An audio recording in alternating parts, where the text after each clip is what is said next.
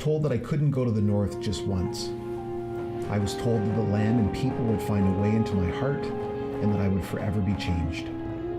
They were right. I work at one of the leading undergraduate universities in Canada. We have a strong history, decades of sending students across the globe to raise people up and to remind them of the dignity that's theirs. About 10 years ago, I thought, why aren't we doing this in our own country? The needs here are also many. And I asked the question, why don't we go north? And that's how all this began.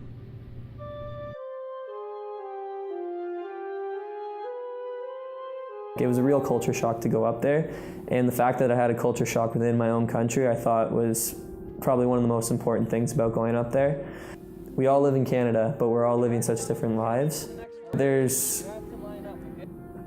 just no paved roads. Kids are dropping out of school. There's not a full-time doctor. There's scarce resources for social programming. I found every person that I talked to up there who was over the age of probably 5 had a story that could shatter my heart. It just seems so unjust to have so many people carrying around that kind of grief and baggage and hurt. One of my very good friends, actually, when I moved back, killed himself. That just blew my mind because he was the nicest, happiest guy ever. So that was very heartbreaking. Challenges we face in our communities is addictions. What our community needs is more mental health to work with our youth and also all the way up to our elders. I mean, despite all the darkness, there's a wonderful abundance of light. I saw hope in some of the young people I met. Just the amount of kids that were ready to get involved. We're happy, and we're happy to see us cooperating, playing games. You can see how well they all get along with each other. All of them have high hopes and dreams. They are a very, very resilient community.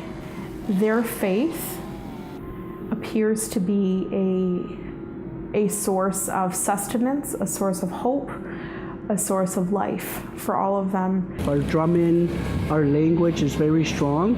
Our young people are speaking our language, and I think that's one of the strong points in our community.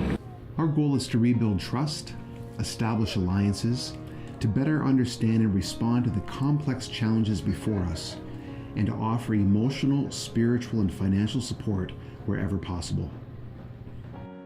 I think it's impossible to make changes or even implement changes without actually knowing the people. We'll never see change and we'll never see progress for Canada as a whole until the young people and the future generations get to know each other. I need to meet people up there and they need to meet me in order to grow together, even if we're growing together in different parts of Canada, to just know what the other people are struggling with and that we're not so different and that we do care.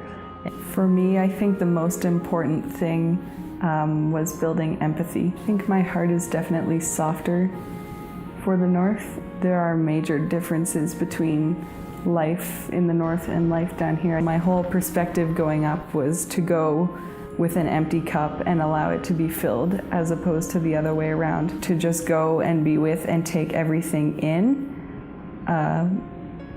was the most amazing opportunity. The students who participate in our programs interact in a way that is not only authentic, but it's also helpful. They grow as people, and they help to develop capacity in the communities where we serve. Students have the opportunity to engage in traditional practices like hunting, fishing, and the drying of meat. We've watched leathers being tanned. We've had the chance to sit beside elders as they are beating. Our students learn about all of the traditions that have been passed on from generation to generation. Our aim is to work in harmony with Indigenous and non-Indigenous people, connecting willing and like-minded partners to expand the circle of awareness, bringing hope and creating meaningful programs that will nurture healing, empower youth, and foster leadership, both in the South and in the North. We look forward to building our programs, which have already been very successful, and we look to create new programs that will respond to the constantly evolving needs of our partners. This process is expensive, and that's why we need your support. The time is now for all of us to move forward together and to continue to interact and align ourselves to make a positive change in our country. Thank you for your support of Northern Bridge Community Partnership. I was told that I couldn't go to the North just once. I was told that the land and the people would find a way into my heart and that I would forever be changed. They were right.